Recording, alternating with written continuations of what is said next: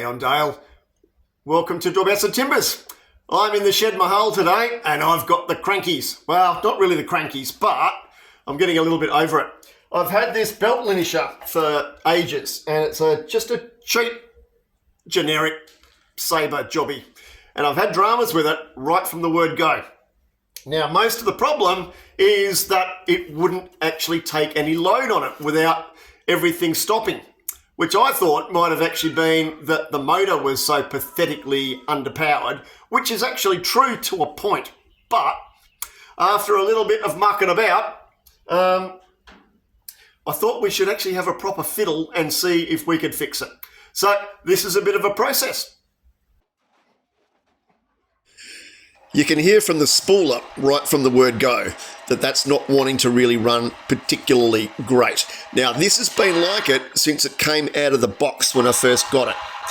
Has it been getting progressively worse over the year or so? Yeah, it probably has, but I'm not sure whether you necessarily notice it until it becomes such a pest that it becomes effectively unusable. So, we better do something about it, hey? Let's have a look. It is somewhat sensible to actually turn the power off when doing this sort of stuff and playing around with things that have electricity running through them. I should have unplugged it as well, but you know, what the hell. This linisher, like most linishers, operates with a small motor with two pulleys that is run by a drive belt that operates and drives the belt.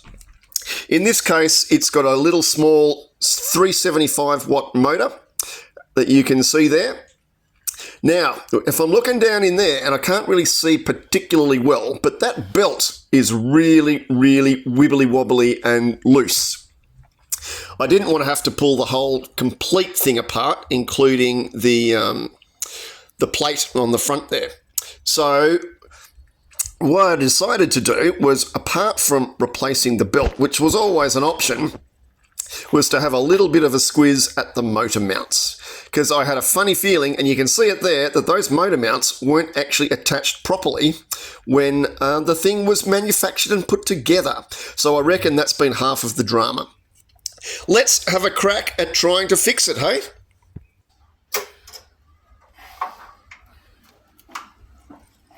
Ah, for crying out loud, the 10mm socket fairy's been back into my socket set. Can't take it anywhere, hey? Where's that going to be? It'll be like the sock drawer. See, I don't have the issue around socks, do I? But anyway, I'll have the same, that I'll have a 10mm socket Missing 10mm thing. Jobby. You know, where they hide. Sometimes only having a half a hand is a bit of a pain in the rectum, I must admit. Having those opposable thumb things would be very, very handy. But we still have to get it done, don't we? So sometimes it just takes a little bit longer with a little bit of extra farnarkling around.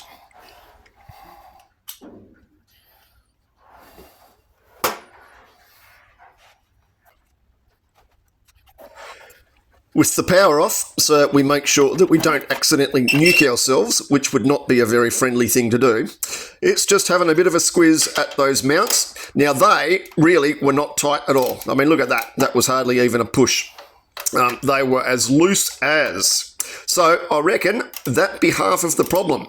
So we'll just undo them a little bit more so it's easier to fiddle about and pull that motor out a little bit further. Once we've done that, then we can give it a little bit of a tighten up. Oh yeah, don't lose the rubber feet either, because that's a real pest.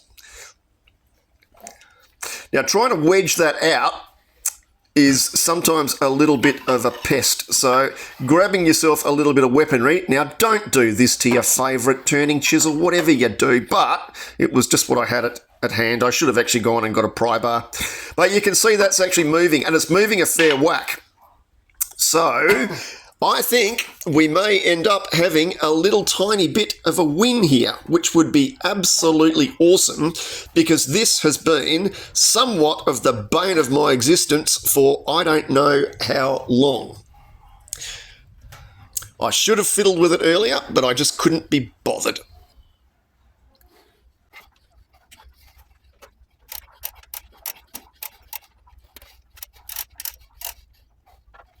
Of course, there's always going to be one there that just wants to spin, doesn't it? Which is such a pain when you can't use two hands to hold on to one side of the bolt and do the nut on the other side. Anyway, I just thought we'd do up the other three nice and tight first, and then go back and have a go. There we go.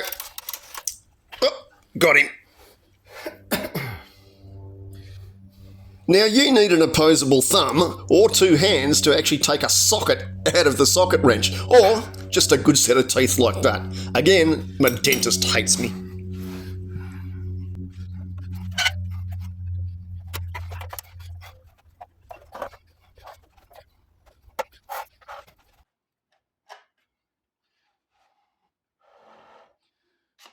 Yeah, don't reach over the round, spinny, roundy, disky thing, mate. That's a really stupid thing to do. Go around the back and actually turn it on. Little bit more sensible. But as we can hear, that's automatically sounding much better straight away. By the way, that's roughly a 40-degree grind I'm whacking on that bowl gouge. Perfect. So, as you can see, sometimes you don't have to chuck stuff away. You just got to fix it. Have a good look, work out what's going on, and once you identify the problem, then you've got a fighting chance of being able to fix it. This wasn't actually a difficult fix at all. It was more the fact that I'd just been lazy and hadn't got around to having a real proper look at it. Anyway, so I can sharpen stuff again, because this is my main lineature for sharpening all of my turning chisels. Anyway, have a cracking rest of your weekend, if it's still your weekend when you're watching this. Alrighty, we'll talk to you next time.